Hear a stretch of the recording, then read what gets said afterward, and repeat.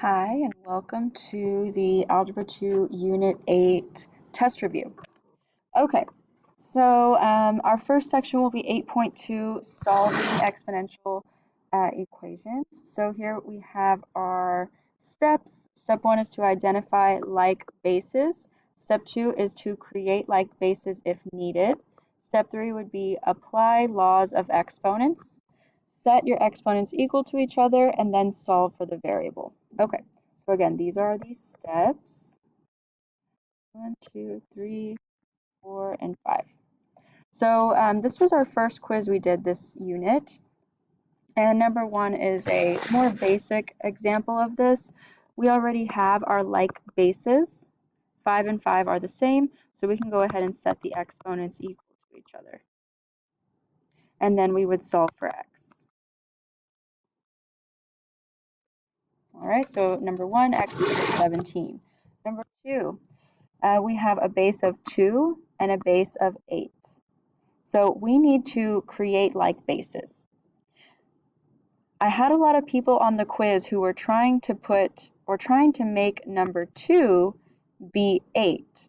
But if we're going to create like bases, we want the larger number to become the smaller number. About 75% of the time we're changing bases, you're going to be making that larger number into the smaller base. So what exponent does 2 need to equal 8? Well, 2 times 2 is 4. 4 times 2 is 8. So we need an exponent of 3. So let's think over here. 2 cubed is 8. Perfect. What a lot of people were doing were saying, we're changing this. So they were saying 2 cubed, which equals 8, but changing this number to a larger number changes the value of the equation. Changing this 8 to a smaller number, 2 cubed is 8. But here you're telling me 2 cubed is 2, which is not correct. We're not trying to change the value of what's already here. We're just trying to make each base smaller without changing the value of the equation. So 2 cubed, we still have an exponent of 4 there. And then on the right, we still have 2 to the 4x. Now that we have matching bases, we can set those exponents equal to each other. So 4x equals 3 times 4, 12. Solve for x. X equals 3. All right, moving down, number 3. We have a base of 3 and a base of 81. So we need to bring down 81 to be a base of 3. So 3 to the what power is going to equal 81? Well, 3 times 3 is 9. 9 times 3 is 27. 27 times 3 is 81. So that's 3, 3, 3, 3, that's 4. So we need an exponent of 4 in order to be equal to 81. So let's change that 81 to 3 to the 4 times 3 equals 3 to the 3x. Now we have our bases that are matching. We can go ahead and set the exponents equal to each other. So 3x equals 12. Solve for x. X equals 4. And please feel free to pause the video if we're moving too fast. Number 4. So number 4, we have a base of 4 and a base of 4. Oh, they're already matching, so we can go ahead and move on to setting the exponents equal to each other and solving for x.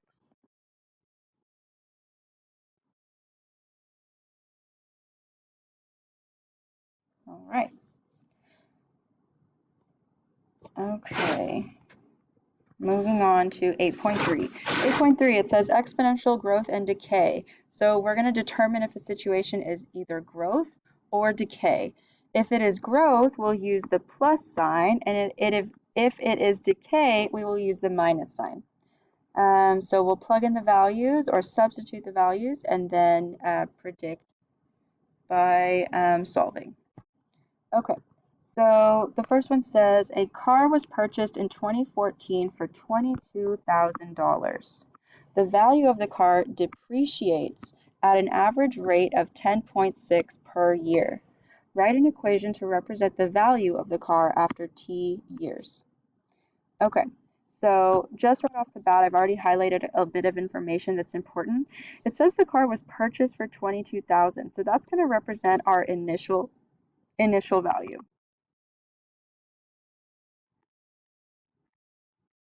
And then it says it depreciates. Initial value is A. Then it says it depreciates. So that means it's going down in value. So since it's going down, we have a decay. And then we have our rate, which always needs to be put into a decimal. So anytime we change a percentage to a decimal, we move that decimal over 2 times. Now we have 0.106 as our rate. Okay, so using the exponential decay, we can say f of x equals a, our initial value, 22,000, times 1 minus our rate, 0.106, to the exponent time t. Determine the amount of time in years it would take for the car to have a value of $15,667. So this is going to be our end value, what we end up with. So this number is going to be plugged in right here. Because when we solve this equation normally, we would end up with our answer being right here. But now we're going to estimate the time, which is an unknown number, the unknown variable. So we need to plug in our end value in where our answer would be.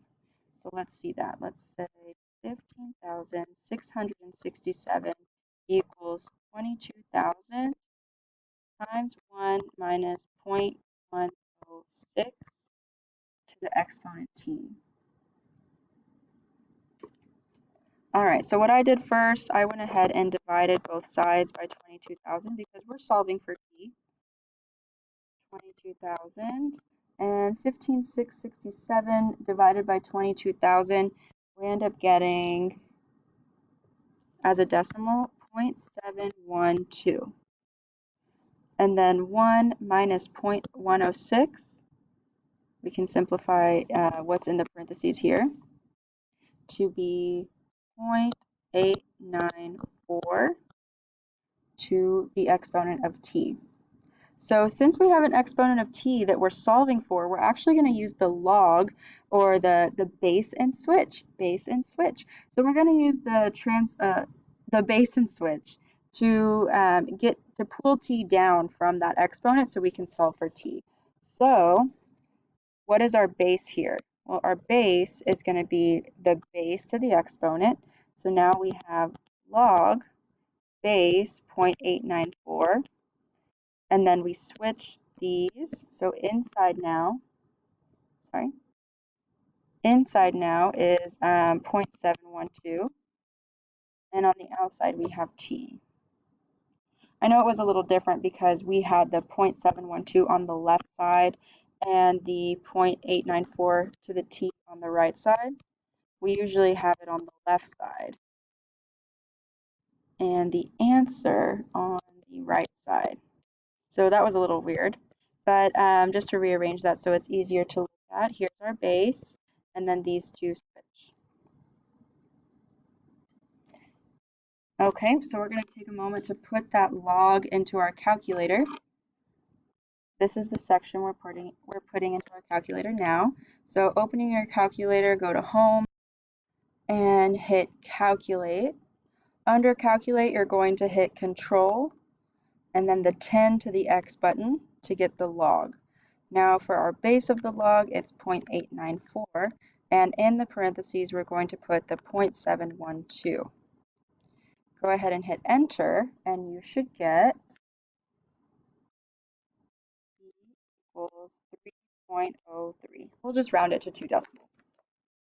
3.03. So it would approximately take 3 years for the value of his vehicle to depreciate to $15,667. All right, moving on. Number 6. The CDC is studying the impacts of a virus on healthy cells in a petri dish. The healthy cells die off. They die off. That's a key word there. At a rate of 18% per year. If the original amount of healthy cells is 2145, how many healthy cells would there be after 2 years? Okay, so when it says the healthy cells die off, that automatically tells me that this is going to be a decay.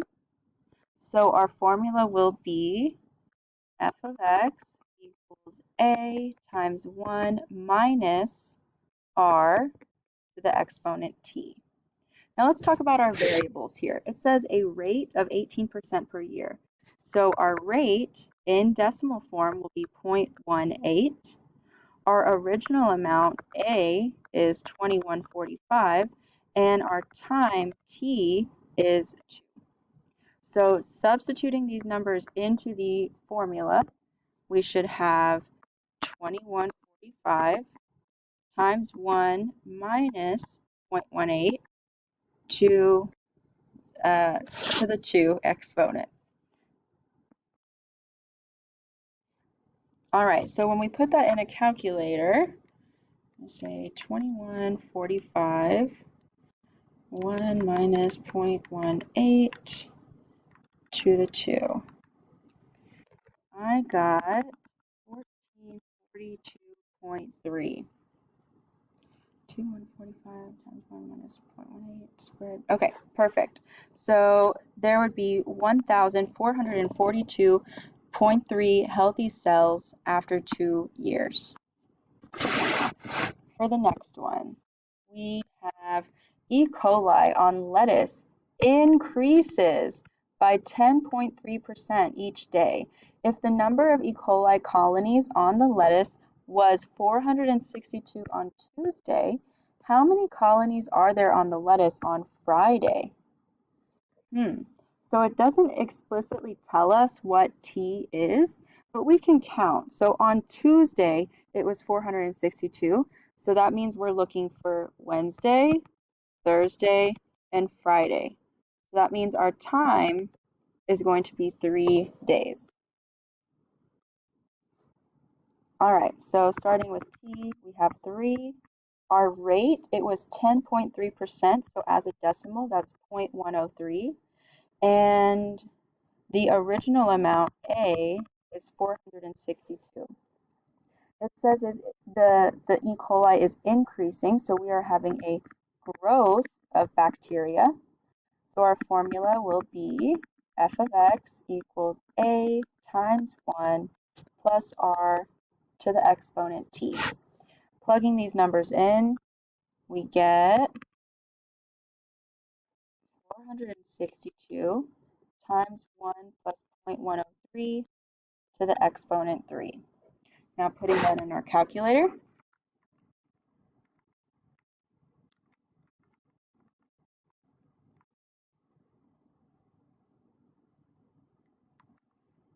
I get 619.97. So there are 619, almost 620 colonies on the lettuce after 3 days. All right, moving on. Please pause the video if you need more time. 8.4, compound interest. We are going to be identifying variables for the formulas. We will substitute those values, and then we will solve for balances after a given time. Again, these formulas will be given to you as well as the exponential decay and growth. So this first one, number 8, it says Juan deposits $2,000 into an account that pays 2.5% annual interest, compounded monthly. If there are no further deposits or withdrawals, what is the account balance after 4 years? So we need all of these variables here to use in this formula. So, well, I guess not A. We don't need A. A is what we're solving for, but we need these P, R, N, and T. So our P is going to be the principal amount, which was that 2,000, that was P. Our rate as a decimal is 0.025, that's our R. And it's compounded monthly. That's n, the number of times interest is compounded. So if it's compounded monthly, we want how many months are there in a year? 12. So our n is going to be 12, and then our time, t, will be 4 years. All right, plugging those into our formula, we have a equals 2,000 times 1 plus our rate, 0.25, divided by our n, which is 12, to the exponent of n times t. And that whole thing, we can put that in the calculator. 2,000 times 1 plus 0.025 divided by 12 to the exponent of 4 times 12. All right, our answer here is 2,210.11. So that's how much money he will have in the account after 4 years.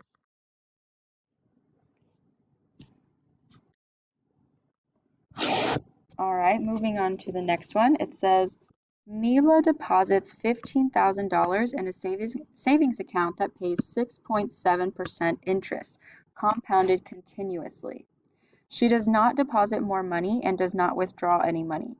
Find the total amount she will have in the account after 3 years. So as soon as it says compounded continuously, we know we're going to be using the PERT, the PERT equation. So identifying our variables, our principal amount or initial amount is 15,000. Our rate as a decimal, 0.067. And then our time is 3. Plugging that right into the formula, A equals P, 15,000. No parentheses. E is a constant that you click the button on your calculator for that E. To the exponent of r, 0.067 times t3. All right, so we type that into our calculator, 15,000. Now the E button on the calculator is a little e to the x. It's right next to the 10 to the x. Those are two buttons right next to each other. So you're going to hit e to the x, and then in the exponent, you'll type those numbers, 0.067 times 3. So here we get A equals 18,339.4. So that's how much money Mila will have in the account after 3 years. All right, 8.5 and 8.6, last section, I think. Okay, almost there. So this is graphing and key features of exponential and log functions, as well as their transformations. So the number 10 gives us a function y equals 4 to the x plus 5 minus 3. So we need to identify our a, h, and k. This is our base. So this is not our a value. Our a value would be in front of the base, and there's no number there, so we can assume our a value is 1. Now, this is our h value, but remember, x lies. So our h value is actually -5, and then our k is going to be -3. So that means if h is negative, that means we are going left 5, and we should be going down 3. Now for the parent function, our parent function is going to be the base of the exponent and an exponent of x. So here we have 4 to the x. All right, now is the calculator portion. So go ahead and take your calculator, hit home, go to graph, hit menu, graph entry edit, and you're going to enter a function. In the function, you're going to type 4 to the x and hit enter. All right, you also want to go ahead and add a table. So if your table's already there and it hasn't shown you the numbers of the function you just entered, you have to remove the table and re-add it. So I'm re-adding my table now. And our parent table begins at -1. So I'm going to click up until I get to -1 as the x value. And it says -1 is at 0.25, 0, 1, 1, 4, and 2, 16. Okay. Now, to get the transformed table, let's write a little note at the top. This is for exponential and for the log functions. You're going to take your original x value and you're going to add or subtract h. And when we add or subtract h, we want the actual value of h, not what it says in the equation or in the function. We want the actual value of h that we determine it is. So in the function it says x plus 5, but I know that x is a liar and that our h value is not plus 5, it's actually minus 5. So because the actual value of h here is minus 5, we are going to be taking our x value and subtracting 5 to get our new table. I guess I can write that here. Then we're going to take our y values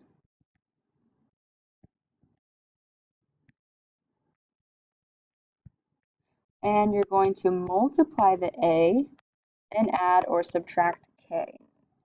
Well, in our equation, a is 1, and multiplying anything by 1 does not change the number. So we really don't need to multiply by 1 because it's not going to change anything. So the k is where we're focusing. Add or subtract k. Our k value is minus 3. So we're going to be taking those original y values and subtracting 3. So let's go ahead and take a moment to get our new table. So starting with the x values. -1, -5, -6. 0 minus 5 is -5. 1 minus 5, -4, and 2 minus 5 is -3. All right, on to the next one. Starting with the y values. 0.25 minus 3 is going to leave us with -2.75. Then 1 minus 3, -2. Then 4 minus 3 is 1. And then 16 minus 3 is 13. All right, so now we have our new graph, and this is the only one we're going to graph. We won't graph the old one, we'll just graph the new one.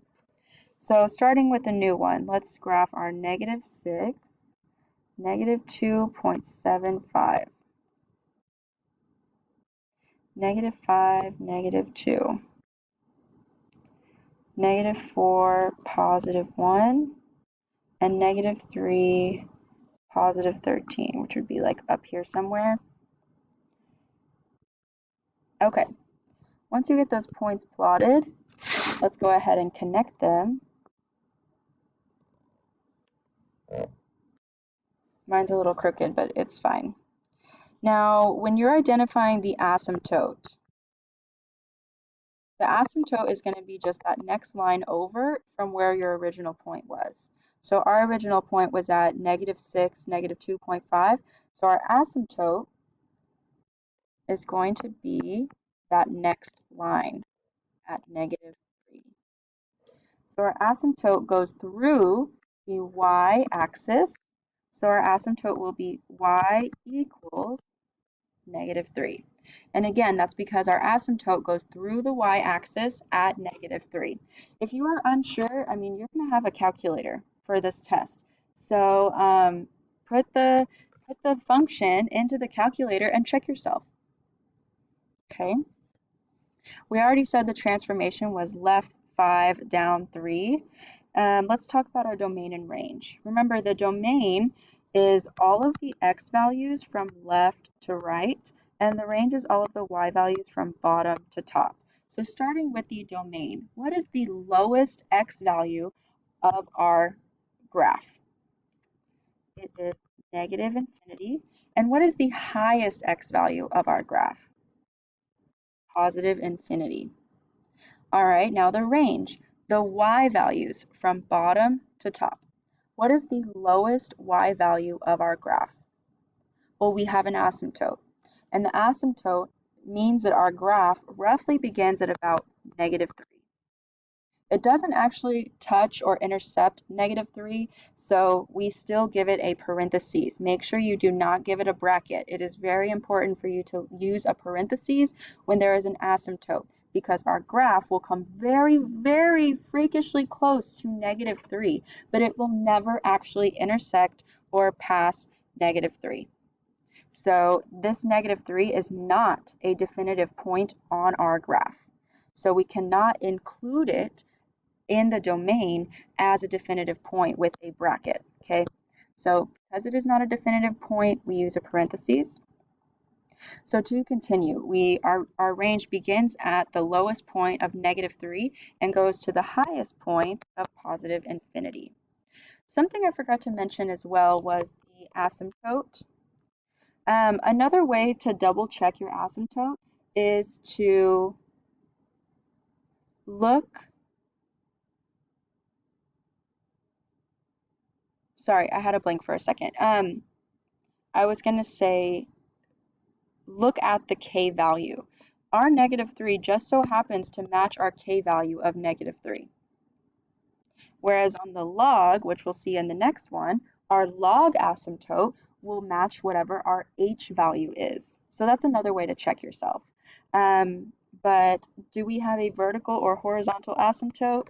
We have a horizontal one. All right, moving on to number 11. Please pause the video if you need more time.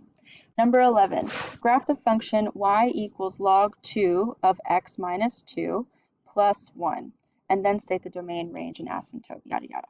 Okay, so our parent function when it comes to a log is always going to be the log, its base, and an x value on the inside.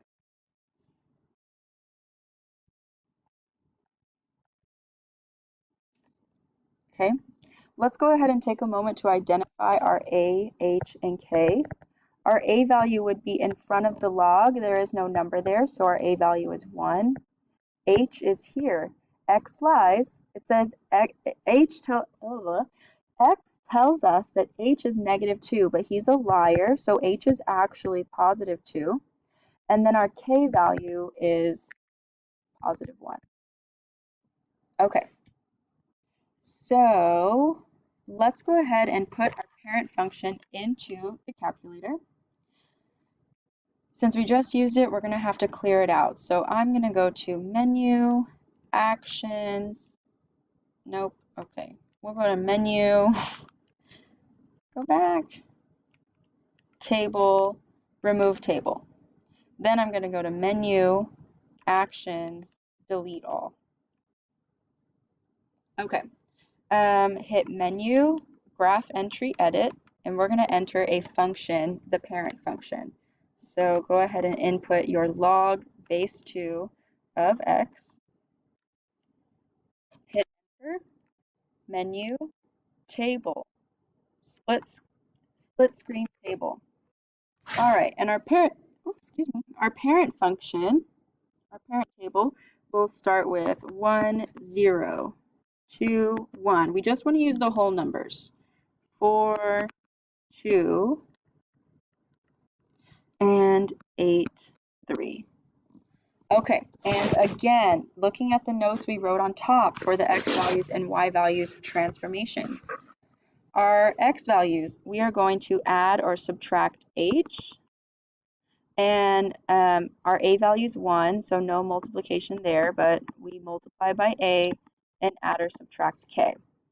So for us, our h value, our h's actual value is +2. So we're going to be adding 2 to the original x values. And for the y values, our k is +1. So we're going to be adding 1. The reason we're not bothering with the a is because it's 1, and multiplying by 1 changes nothing. So starting with the x values, we have 1 plus 2, 2 plus 2, 4 plus 2, 8 plus 2.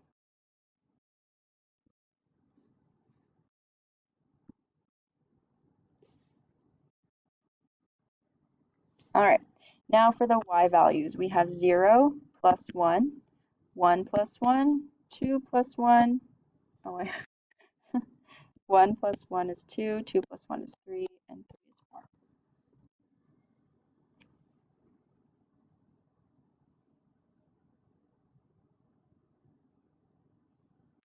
All right, now we're going to graph our transform table on our coordinate plane. So we have positive 3, positive 1, 4, 2, 4, 5, 6, 1, 2, 3,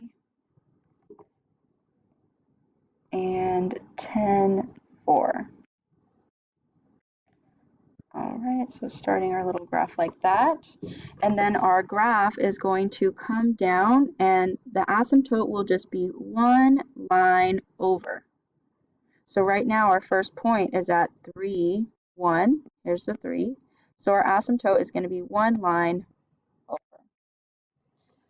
So that means our asymptote is right here going through the x-axis. So our asymptote will be x equals positive 2. And look, x equals positive 2, our asymptote matches our actual value of this. All right. The transformations, well, h is positive 2, so we're moving right 2. And k is positive 1, so up 1. Now our domain. Those are the x values from left to right. Our lowest x value begins at the asymptote. So we begin at positive 2 and we're heading towards positive infinity. As for the range, our lowest y value is negative infinity and our highest is positive infinity. Now the last thing to fill out is our inverse exponential parent function table. So what does inverse mean? It means the opposite. So we're switching those x and y values. I know in my class, we weren't doing this -1. We just started with +1 for our parent tables. So I had my kids scribble that out and just continue on with the parent function. Or I'm sorry, inverse of the parent function. So our y value was 1, our x was 2, swap them. Same thing with the next one. Our x value was 4, our y value was 2, swap them. And then I skipped the 0, 1 for some reason, but you know what I'm saying, hopefully. Okay, let's move on. Okay, operations of logs. This is the most recent stuff, so hopefully you already completed both 8.7 and 8.8 practices, and you've got them turned in, so hopefully you're already a pro at this. But as a reminder, when we are converting, we are using the base and switch method, where we take the base of an exponent and it becomes the base of the log, or backwards. The base of the log becomes the base on the exponent. I am noticing that some of my kids are needing a little bit of a refresher on what a base on an exponent is. So if we have like 2 cubed, 2 is our base and 3 is the exponent. So when we're talking about a log,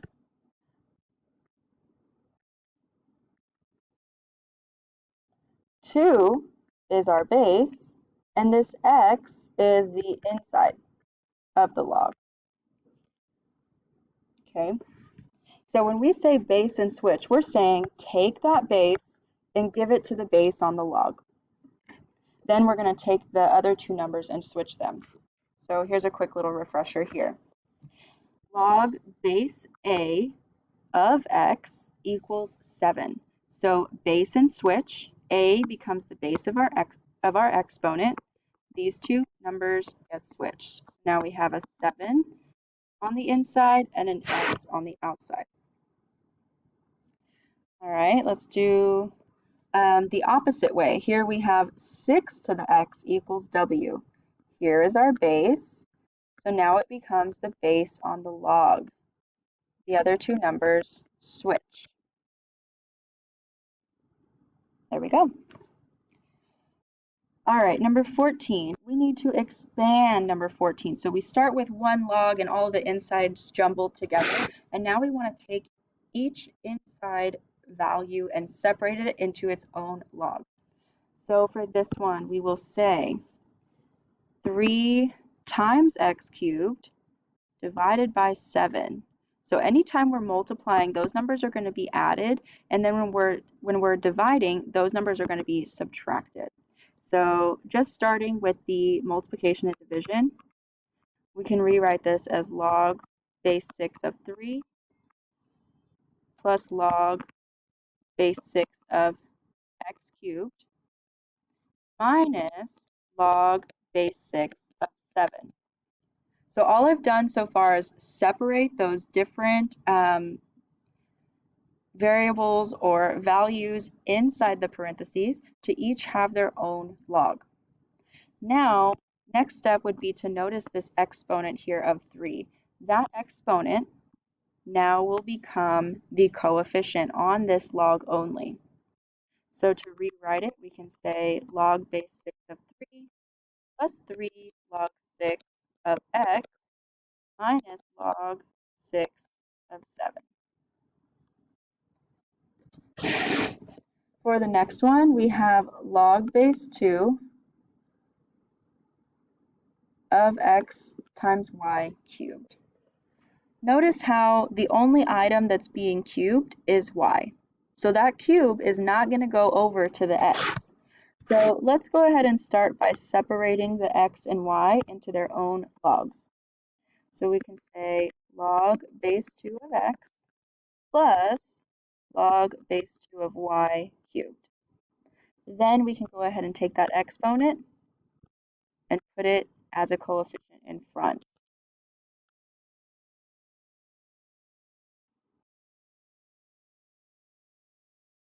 There we go.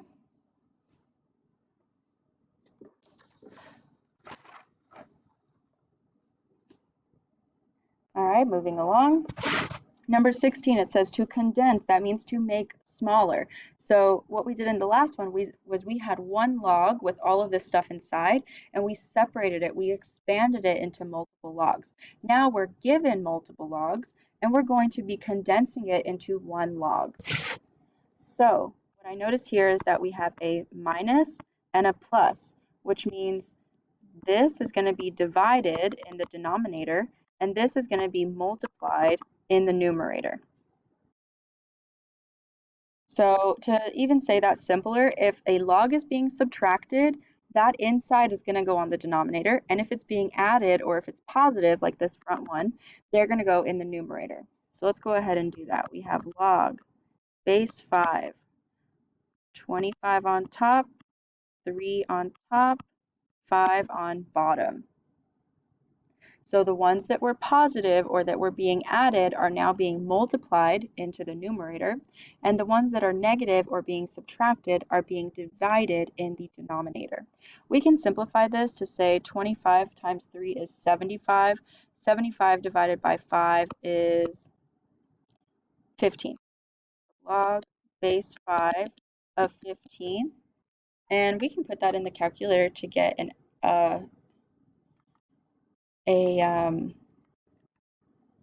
a clear decimal. So log base 5 of 15. So that means it is equal to 1.68. We can say approximately equal to. Okay. For the next one, we have 4 log base 2 of x minus 5 log base 2 of w. All right, so I'm going to start with the coefficients. These coefficients can be thrown into the exponent. Just like we did on the expansion, we started with an exponent and it became a coefficient. Now we have coefficients, so they're going to become exponents. So here we have log base 2 x to the 4 minus log base 2 of w to the 5. All right.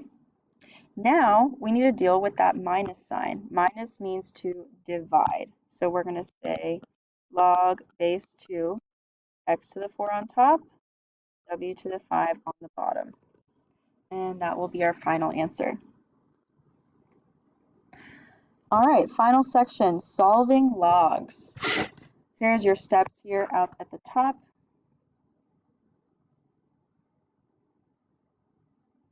I guess those are not steps, never mind. I hadn't read them, so excuse me. Okay, so log base 4 of 3x plus 5 is equal to log base 4 of 4 plus log base 4 of 2. So we need to condense, I guess these are our steps, 1, 2. We need to condense the logarithmic expressions and then use the one-to-one property to set the arguments equal. So on this right side, we can say log base 4 of 4 times 2, which is 8. The left side stays the same. Now that we have log 4 and log 4, we can cancel those out and say 3x plus 5 equals 8 and solve for x.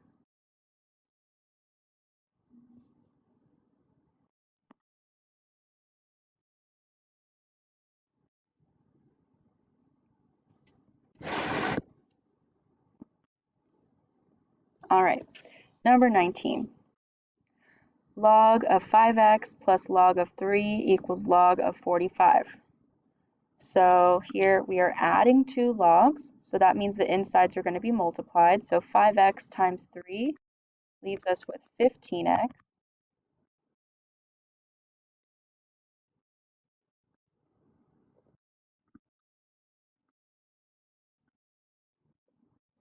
There we go. And now that we have the two logs equal to each other, we can set the insides equal to each other. 45 divided by 15 means x equals 3. All right, number 20. Log base of x of 4 equals 3. So we actually need to convert this one. And how do I know we need to convert? Well, I only have one log and I can't expand it. It is already isolated and there's no other things happening to it that need to be moved or changed. So we're going to go right into converting.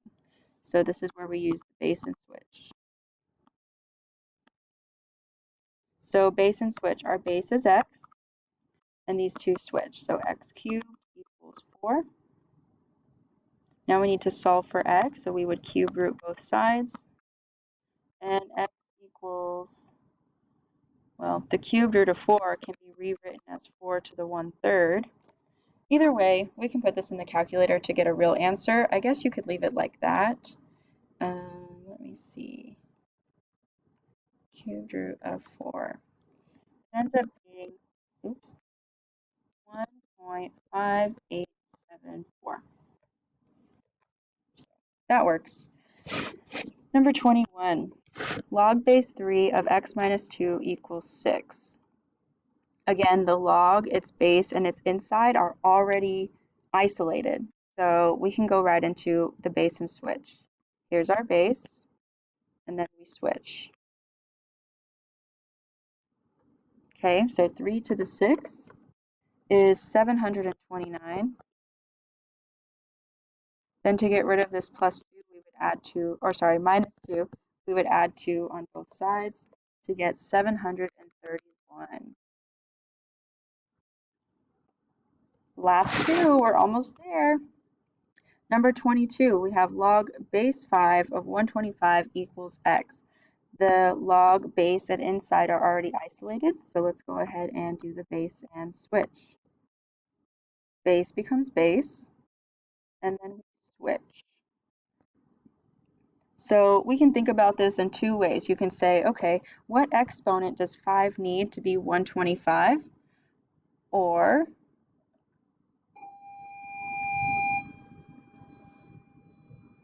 sorry, excuse the bell. Okay, well, in my brain, I say, what exponent does 5 need to be 125? And 5 times 5 is 25, times 5 is 125, so x equals 3. But if you saw this problem, you might have thought, oh, let me just put the log in the calculator, which is totally fine. You can say log base 5 of 125. You can put log 5 of 125 into the calculator, which would give you 3. So either way is okay. As for the last one, we have log base 3 of 15 minus log base 3 of 5 equals log base 3 of x plus 2. So starting to condense this left side, we have 15 minus 5, which turns into 15 divided by 5. So 15 divided by 5 is 3.